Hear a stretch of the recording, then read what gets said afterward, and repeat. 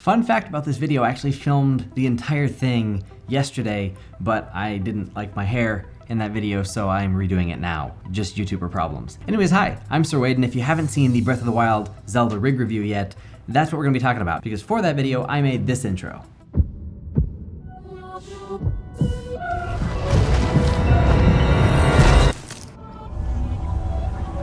Wake up, Link. I thought it was pretty cool, and my goal was to do it in less than a day, which I did. The entire intro, that thing you just saw, was made in less than 8 hours. But I thought it would be cool to show you how I did all of that to break down the animation, because I used some really interesting methods that I had never used before, as well as making those gemstones, the little swirly script thingies, the 2D animated fire, stuff like that. So today I want to break that down for you, give you a little bit of an overview slash kind of tutorial. Also, something exciting is that this video is sponsored by Skillshare, which is an online learning community with tons and tons of classes to learn a bunch of different things. There's a link to try it down below, but we'll talk about all that later. But for now, let's dive in to how I made this intro. Also, I did all the animation for this live on Twitch, so link down below if you're interested in seeing some of that stuff live. Or if you'd like to download this project file, you can do so on my Patreon page as a thank you for helping support this channel and my videos. Links are in the notes below. Starting with the animation, I actually used animation layers to accomplish this, and I only chose to do it because I thought it'd be easier to show you in a breakdown video how this was animated, but it turned out to be a really great workflow, and I will be making a tutorial video on animation layers in more depth coming soon. But for now, I'm gonna give you a little bit of an overview of how I set this up. Over here in Maya, if we look at the bottom right corner, these are my display layers. This is how I can turn on and off different pieces of geometry in the scene. I use these all the time. But if you go to the animation tab, or the anim tab, this is normally empty, but I've got a bunch of stuff here. Now, if I mute everything in here and just hit play, I actually have nothing on the base animation layer, so there's no motion. But if I turn on the breath layer, you can see that I actually animated Zelda breathing on its own layer. So all the breath controls are happening on that layer. If I turn that off, I go to the dialogue layer, you can see that there's a head turn, there's an arm movement, a little bit of ambient motion in the upper body, and obviously all the facial animation. If I go to anim layer 1, I didn't name it very well, you can see that there's this little bit of kind of vibration on the little specular highlights in her eyes. So first, let me show you why animation layers are valuable and why it actually ended up being a good thing that I did it this way. This is what the animation looks like with everything in it. We notice that the head is turning to the side and talking. Now, something really interesting is if I select the head control and we go to our graph editor, if I look at the breath layer, the only curve in here for the head is this kind of up and down y-axis rotation. What that's doing is just moving the head up and down. The head turn is in its own layer inside of dialogue. You can see there's a separate set of curves on that same control. The reason this is valuable is if you do a whole animation performance and then you wanted to add breath on top of that. You may not want to mess up your already existing animation curves. You just want to do breath without having to worry about whatever else you may have keyed, all the other keyframes that you have in the shot. So you just make a new layer and then do the breath on that layer. Keeps it clean, keeps it nice, and it allows you to do this. Focus just on the breath, we can see that she's moving quite a bit. But let's say I want to dial that down to 50%. I can actually take this little weight slider and bring it down to 50%. And you can see a before and after of how the motion has now been dialed down. It's just less, there's less motion. Now that you understand why I separated things into layers, let me show you how I animated each of these things. I'd like to point out that this shot is not by any means my best work. It is not going on my demo reel. There's a lot of stuff that I forgot, left out, or just didn't add due to the time that I wanted to spend on this. So I'll just put that out there. Some rigs have a breath control, which usually ends up being kind of a scale type of thing that expands the chest. This rig doesn't have a breath control and most don't. So how do you get around that if you don't have it? One of the controls that lives hidden in the upper torso IK is sub control, which is basically this orb that as I move it around, it allows me to change the curvature of her spine. So all I did was move that pivot into the kind of upper back portion of the chest, and I just rotated it in X forward and back. The only thing I really had to consider was that she has a line of dialogue to deliver, so I just made sure that she breathes in before delivering the dialogue. I then pretty much repeated that process for the head and the neck, forward and back, same as I did with the upper body. And then I just made sure that the head and the neck were offset a frame or two from the body. So the body happens first and the head follows a little bit later. That way they're not like locked together, feeling robotic. They're a little bit more broken up, giving you a more organic sort of thing. I basically applied this to the upper arm, the forearm, the wrist. The only other thing that I kept in mind, and this is a very small detail that I don't think anyone else is gonna notice but me, and that is the way that the wrist falls. Because she's holding a sword, and actually let me show you something. When you're holding something with weight, obviously gravity wants to help pull it down. It's harder to raise the object than it is to let it fall.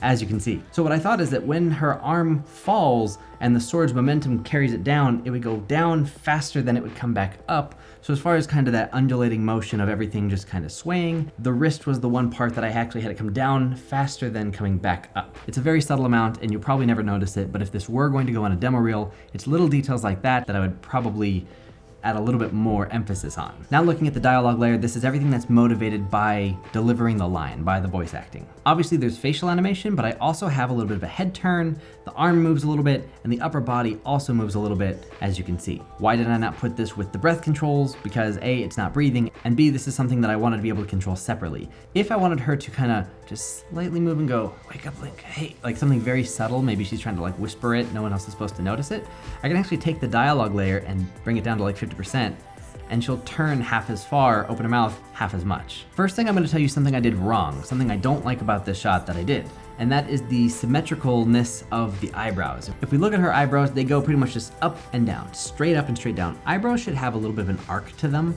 They're not just these up and down muscles, they go in and out as well. And I didn't add that in. I would fix that, I would change that if I were to go back into the shot. The next thing I'd like to point out is the quarter blink she does when she turns her head. A lot of the times when you have a character turn, they'll blink as they turn and reopen their eyes when they get closer to their target thing they're looking at. There's more to it, and if you want to check out more, I did a video on how to do a blink, which you can go watch over there. But I got this question in the Twitch live stream of why I didn't have her actually do a full blink, and for me it was because it was just kind of this slight shift. It was a very small head turn.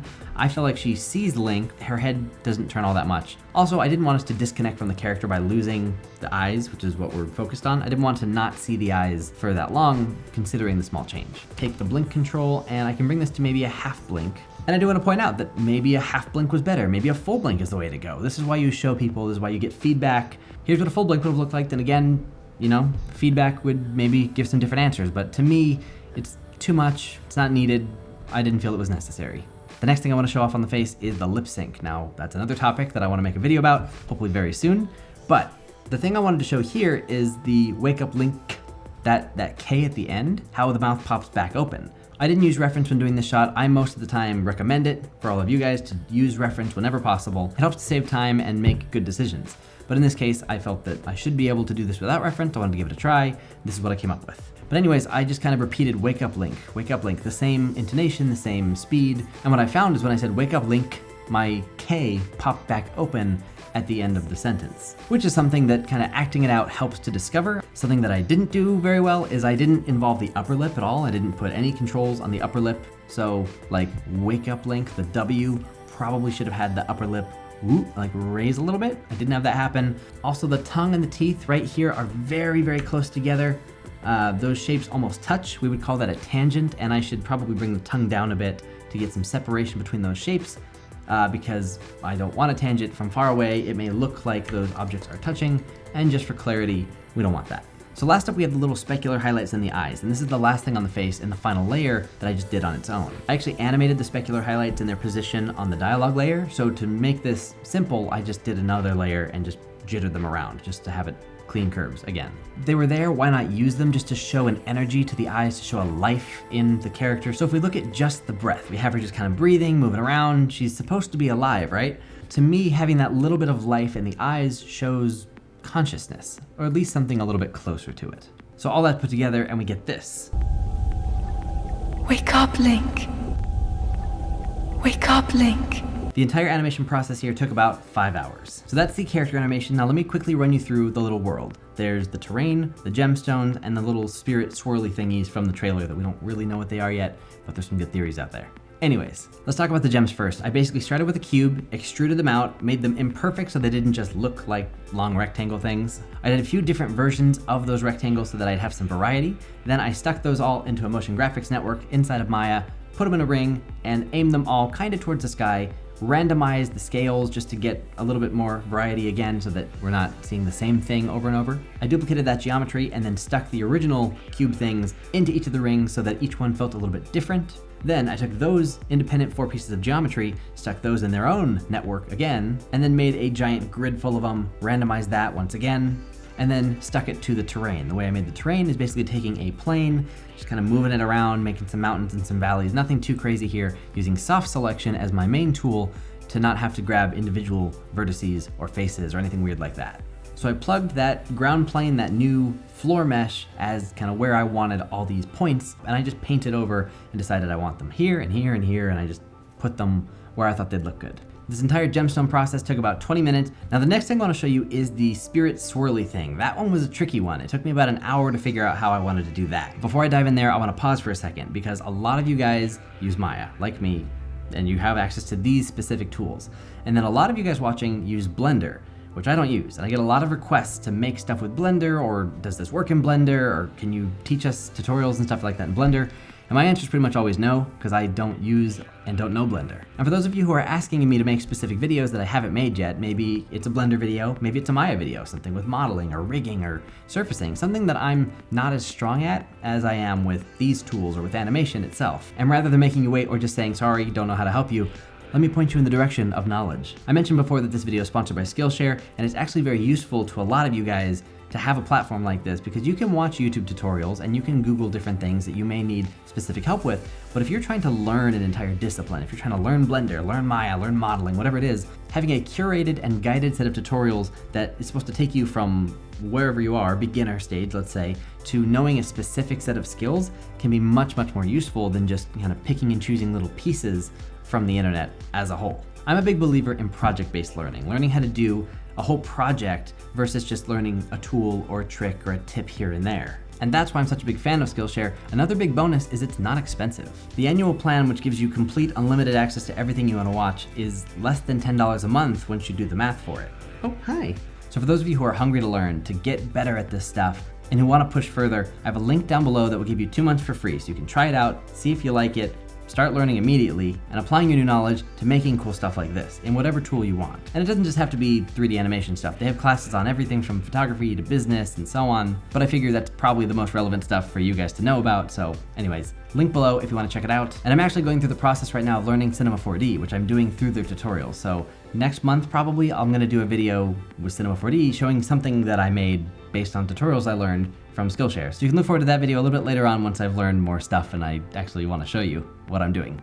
Now back to the spinning spirally spirit characters thing. So the spirally spirit thing is made of the main characters and these little squigglies that move up the chain around them, giving you the full element. So let's take this piece by piece. First, the main characters. I basically started with the little curve tool and I just drew little squiggly lines. I then converted those surfaces to geometry, extruded them, and put them all in their own motion graphics network, which again, I will cover a full tutorial on that very soon. So I basically told these to lie in a big circle. I then made it go up like a spiral staircase, and I changed the angle to make it less of just one circle and multiple circles swirling in it on itself.